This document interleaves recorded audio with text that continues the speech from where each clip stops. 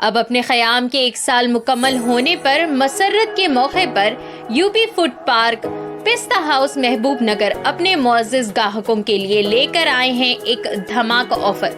जी हां, अपनी पहली सालगिरह 1 अक्टूबर को यूपी फूड पार्क और पिस्ता हाउस बेकरी के तमाम डिशेस और आइटम्स पर 10% डिस्काउंट की बड़ी छूट।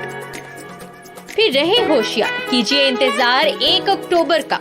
हमारी खुशियों में शामिल होकर डिस्काउंट से इस्तेफादा हासिल करें और हमारी लजीज डिशेस का लुत्फ अंदोज होकर जाएं। शहर महबूब नगर में लजीज खानों का वाहिद मरकज यूपी फूड पार्क पिस्ता हाउस महबूब नगर।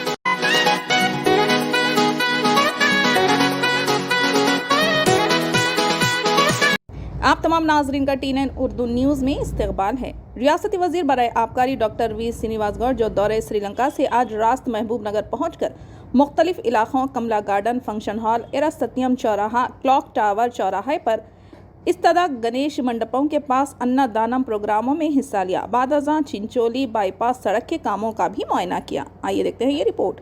चैनल को लाइक करें, शेयर करें और सब्सक्राइब करना ना भूलें।